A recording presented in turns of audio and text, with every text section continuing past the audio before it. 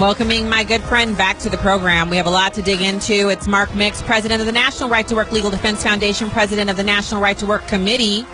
He's always at work. You can go to nrtwc.org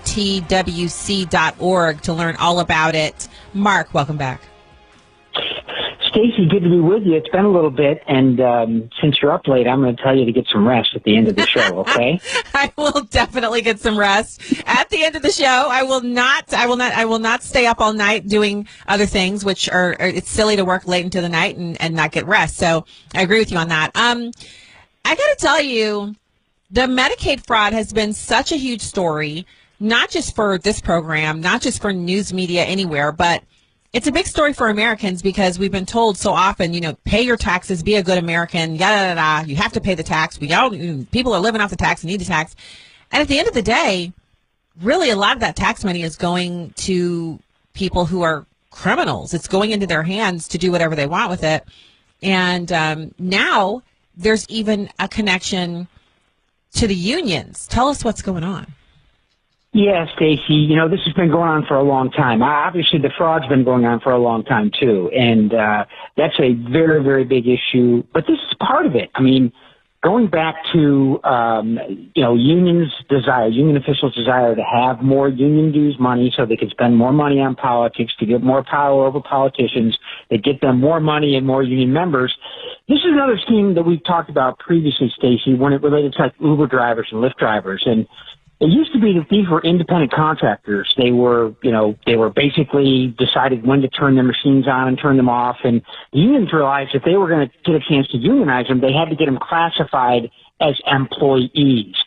This Medicaid problem with the unions' involvement in it when it comes to taking union dues out of Medicaid payments to people that are receiving it for health care, what the unions did back in 2000 is they decided that in order to get this money, they needed to change the status of these home health care providers and basically these people, some of them family members who take care of their own children and their grandparents and things like that. They had to change their definition from private sector employees to public sector employees so they could bring them under state law to require them, get this, Stacy, to pay union dues and fees in order to take care of their own kids in many instances or their own family members. So this scheme started with the Service Employees International Union. And really, the Medicaid law, the statutes in the country that deal with Medicaid payments and Medicare payments says that there has to be a direct payment statute, meaning that no one can get in between the Medicaid money and the person that it's benefiting. Well, the unions created these schemes that decided them with the help of Barack Obama to basically say, we're going to exempt the unions from this particular statute, and we're going to allow them to get in the middle between this money that goes to the recipients that helps them pay for a provider to take care of them in their own home in many instances. So Obama got it started. It was a big, big moneymaker for the unions. I mean, literally from 2000 to 2017, estimates there, they collected about $1.4 billion in union dues from home health care providers that were, quote, public employees for the sole purpose of unionizing them. They weren't participating in the benefits that state employees get or public employees get. They were simply registered as, quote, state employees and government employees for the purposes of getting this dues extraction. Well, Donald Trump in 2019, when he found out about it, the Center for Medicaid and Medicare Services basically went back to enforcing the original rule, changing the Obama rule and saying, you know what, these unions can't be in the middle of all this and they can't get their dues money. And, of course, in 2022, when Joe Biden was the president, he switched it back. And so the unions now are getting, again, back into the Medicaid dues skim business, something that we've been involved in. Stacey, we've argued 2 U.S. Supreme Court cases, and won them both, that actually were on point to this idea, first and foremost, about home health care providers being, quote, employees for purpose of unionization. In a case at the U.S. Supreme Court in 2014 that we won called Harris v. Quinn, the Supreme Court said, no, these people can't be forced to pay dues or fees because they're not really, quote, state employees or public employees for this purpose of only for unionization. And then in 2018, we've talked about this before, Stacey, we won a case called Janus v. Ashney, which said that no government employee anywhere in America could be forced to pay dues or fees to get or keep a job. Well, you won't be surprised after that Supreme Court decision, 11 states passed legislation that said, you know what? we're going to take the Medicaid money that comes from the federal government and we're going to allow the unions to get back in the middle of it. And so it's an ongoing project and an ongoing problem. It's not quite as big as all the fraud that goes on with the Leering centers and the other places like in Minnesota. But it's a big problem about taxpayer money being used ultimately for political purposes by the Service Employees International Union and the American Federation of State Government, State, County, and Municipal Employees, the two biggest public sector unions in the country. That was a lot, Stacy. So I'll take a breath. Well, thank you. Wow, there is some things amiss because you're connecting all of this up. This is the problem that we're having. As you connect these things up, what we're having is an epiphany. These aren't good developments you're sharing. Like this is not the way it's supposed to be. No, not at all. And, when you think about it, the case that we had, the U.S. Supreme Court case in 2014, Harris v. Quinn, was on behalf of a mother, Pam Harris, who was taking care of her own child in her own home, and her child, who was developmentally disabled, was getting a stipend to help provide for this care. So Pam was his caretaker. His mother was his caretaker. And all of a sudden, she found out that she had to pay union dues and fees in order to take care of her own child in her own home. And that came from an executive order and then turned into statutory language in the Illinois state legislature. And, then Governor Rob Blagojevich signed the executive order and immediately turned this dues funnel that went to the Service Employees International Union into a very dramatic increase in political contributions from that same union. I mean, this may have the imprimatur of being quote unquote legal because, Obama said there's an exemption from this direct payment statute. Trump fixed it during his first term. Biden went back to it again to pay off his political benefactors. It's big money, Stacy, and it really is a violation of basic law. We've made that argument. We filed a request during the Trump first term. We asked them to do rulemaking to change this back to the original statutory protections against this type of behavior. We got 1,200 people to file comments about it, and the Trump administration did it. So far, in Trump 2, they haven't gone back and reversed what Biden did to keep this really river of money going to the government unions that are turning around and using it for politics. Imagine having to pay union dues to watch your own mom.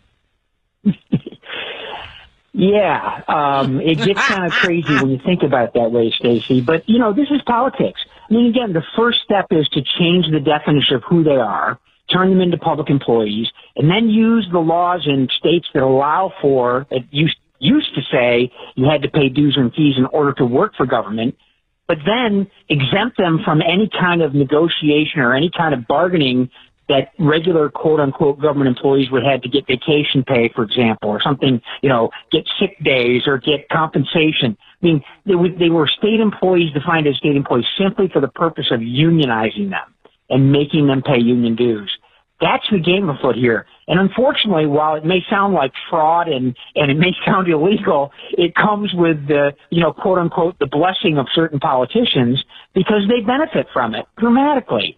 And I think that when we uncover all that's going on, whether it be in California or Minnesota or in various states across the country where this fraud is being exposed for daycare centers and Medicaid services and feeding people, all of this fraud that's being uncovered, we're going to find out that the amount of money is just overwhelming. And we're going to find out that politicians were involved in it because they were benefiting from it, just like the union bosses in these cases.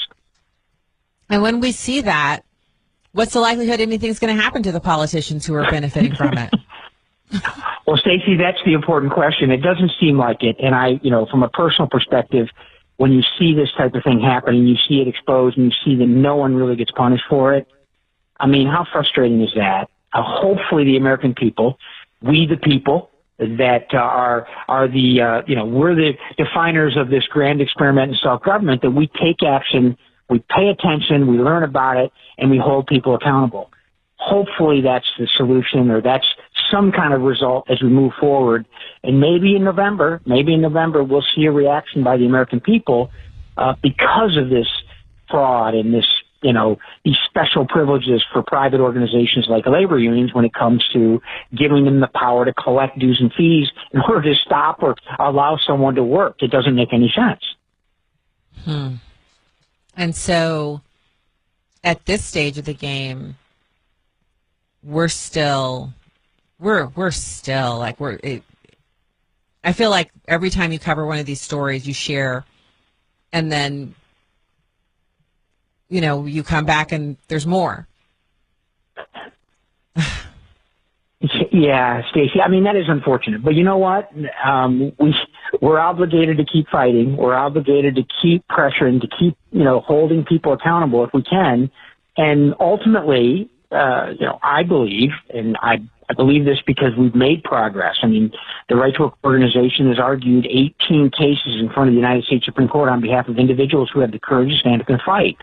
And again, what we're doing now, and Dr. Oz, who's the head of the Center for Medicaid and Medicare Services, has sent a letter to all the states saying, hey, we want to know exactly how you're handling these Medicaid dues and these stipends, Medicaid stipends, in conjunction to how unions are operating. This is another start. We got to do it again. Hopefully the Trump administration, I mean, unfortunately, we're already 2 years into this administration. And, that's the one thing that's really frustrating to me, Stacey, is it just takes time. It takes so much time because of the bureaucracy and because of the pushback by organized labor. But ultimately, we've been able to win many of these cases. We've been able to pass right-to-work laws in 26 states. And so every once in a while, you get enough of a change and enough of a victory to keep you going. And I hope that's what most Americans see when they see this being uncovered by these citizen journalists, for example. I mean, we can't count on the legacy media or anybody to go out and do the work that citizen journalists are doing in New York and Minnesota and California by going out and pointing to, 30 daycare centers in one building with no kids being visible. I mean, I could get frustrated and give up, but that's not how we're going to solve the problem. We're going to have to keep pushing. We have to keep exposing, keep talking with Stacy on the right about this and her listeners about it, and continue to expose it for what it is. It's basically, in many cases, it's fraud. In the case of organized labor, it's just pure political privilege and power. That's what we're fighting here. We're fighting it, and I'm with you on not giving up, not ever, standing down against what this is the media. They don't want us to talk about the fraud. And when we do talk about it, we end up having almost it's like a psychological break by the left. And then they start screaming, Epstein files, when that has nothing to do with regular everyday Americans. None of us can prosecute or do anything about those files or their release. Regular Americans can't actually impact that. But we can actually impact the things that we're doing on a daily basis. Like you mentioned, caring for parents and, not wanting to be a part of unions, having right to work laws. There's a lot that regular everyday Americans can impact. And every minute we spend talking about these other issues is time that we can't actually work on doing things that we actually can solve. Yeah, it seems like the media cycle changes about every 30 seconds. There's always something new and shiny that attracts attention of folks. And that's why being disciplined when it comes to issues like this and being focused and not trying to talk about or ruminate about the issue du jour, if you will, but staying focused like the Right to Work organization has done for many, many years, focused on the issue of forced unionism. The implications of all of this, I mean, how it spreads its tentacles across the board is, obviously very clear to most people when you look at it now. The power and the privilege given to a private organization, to basically control your livelihood, is something that's unique in American statutory framing and jurisprudence. But here it is, and that's why we got to keep fighting it. And it shows up, it shows up everywhere. It shows up in our desire to help people take care of their children in their own home. It's just amazing. But Stacey, ultimately, and I'm getting kind of off on my personal views on this, but ultimately it's about the size and scope of government. That's why there can be so much fraud. It's because there's so much money in government. Government's so big and doing so many things that really were never articulated or never even, considered when we talked about forming the federal government. And, we think about the Ninth Amendment and the 10th Amendment and states' rights and federalism And boy, oh boy, the federal government's almost like a drug pusher. I think it's the best analogy I can think of is, you find someone that's wanting to have a little bit of drugs and you give it to them for free for a while and they become dependent on it. They become addicted. And the next thing you know, they're coming to you with drool in their noses and they can't survive. And all of a sudden you say, hey, now you got to pay for it. And it changed the dynamic. And I think the size and scope of government has changed the dynamic of who we are and our society. And frankly, from my perspective, a lot of that goes back to the 1930s and the Roosevelt administration when they gave union officials this dramatic power to basically control your livelihood and say that if you don't pay a private organization, you can't work.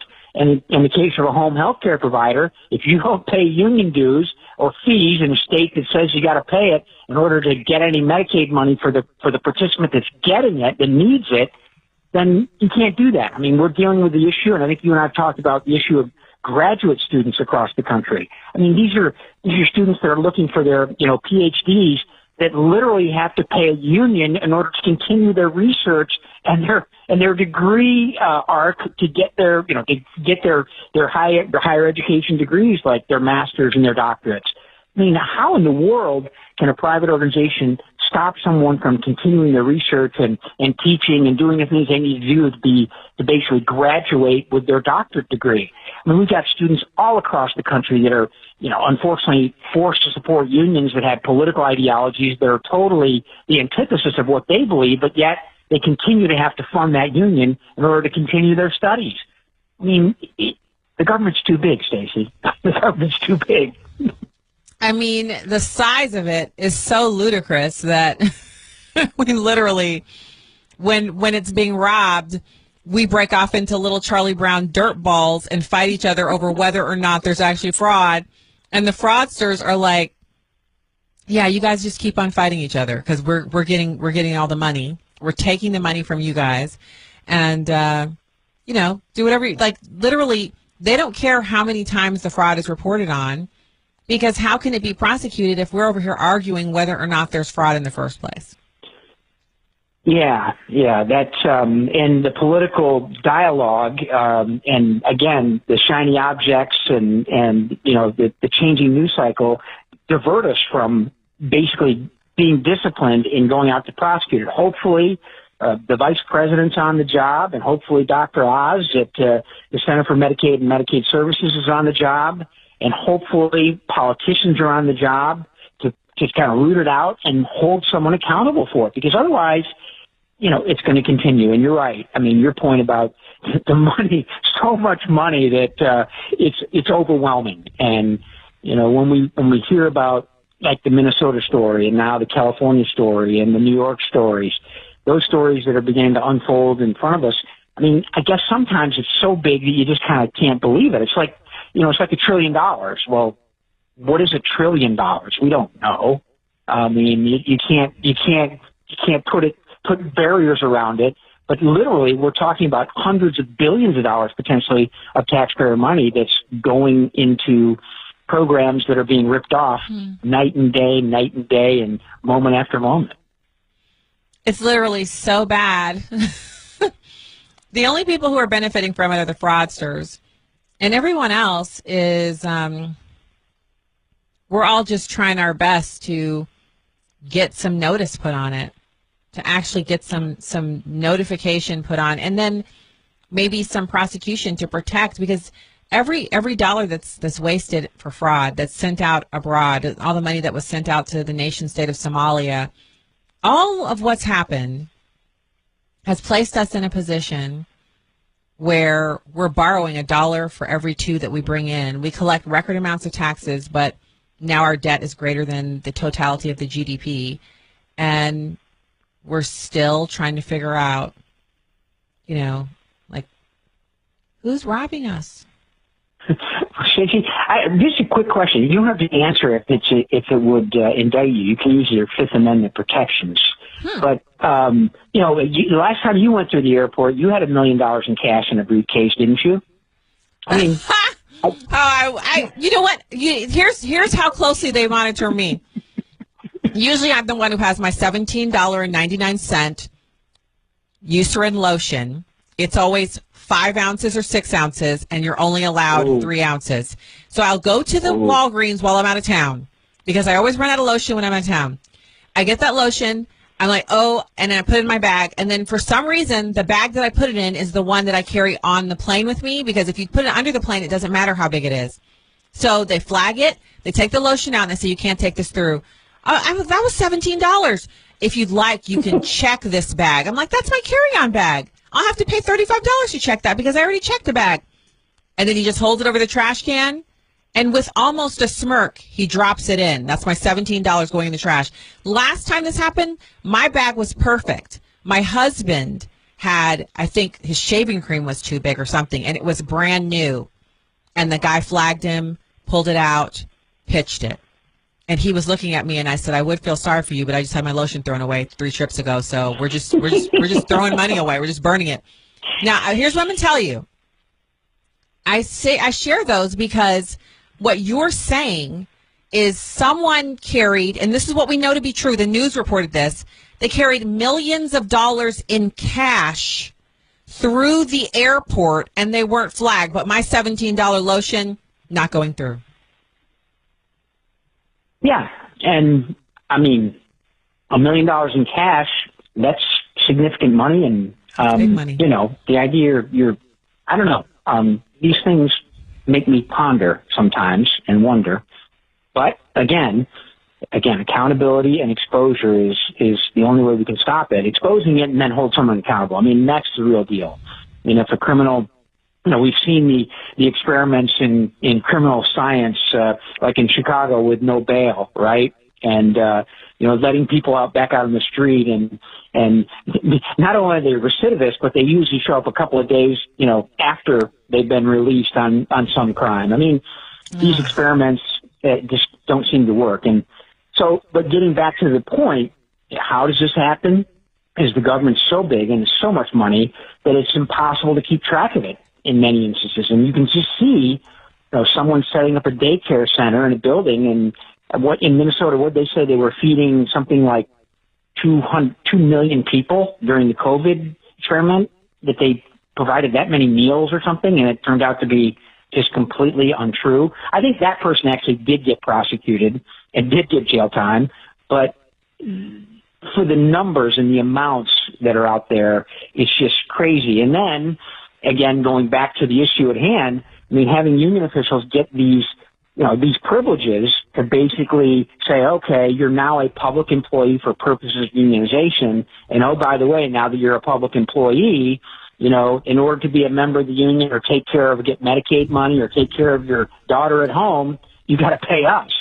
And basically, you know, today, quote unquote, it's voluntary because we won another Supreme Court case called the Janus decision, as I mentioned.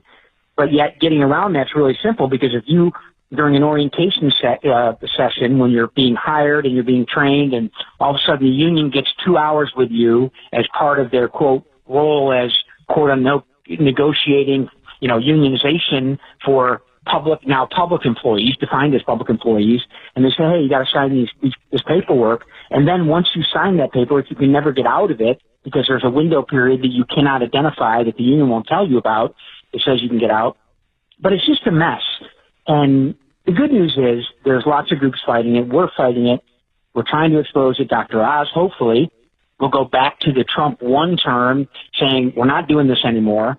And I think, based on his actions in California, by withholding some of that Medicaid money, that's going to get people's attention very quickly. If the state of California doesn't get the whatever it was, the hundreds of millions or $817 million they're deferring, I mean, all of a sudden, people are going to be yelling and screaming. Even the fraudsters and legitimate people will be yelling and screaming. So that hopefully will get someone's attention. But again, accountability is the one thing to make it, to try to start to fix it.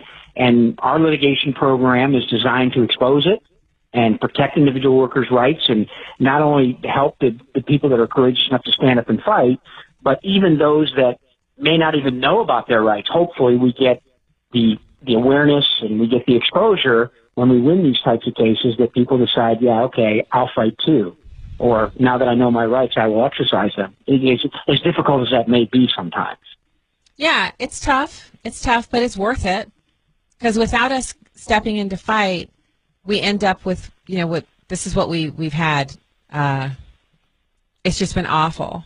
It's you told some anecdotal tales, and I understand that people don't want, you're busy, you have stuff to do, you don't want to get involved, but we're going to have to. We're going to have to.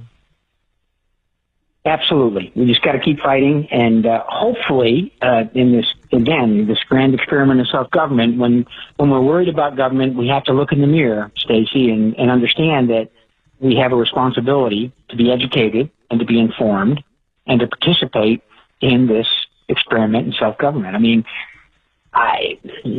sometimes it's hard, sometimes it's frustrating, but folks like you who help to educate people, every afternoon and every night. Again, I'm going to encourage you to get some rest. But anyway, you keep at it, and you've served your country in the Air Force. You've been a school board member. You're paying attention to what's happening to your kids. You're going to advise your husband not to take new shaving cream over 4.4 ounces. I know. My gosh. Yeah. You're fighting the bureaucracy, so thank you for that, Stacy.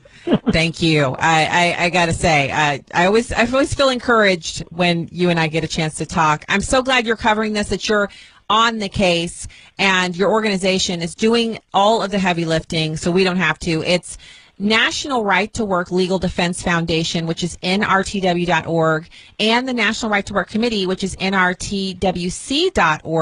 Find him at both of those, everyone. Mark, have a great night. Thank you for joining. Thanks, Stacy. Appreciate it. All right.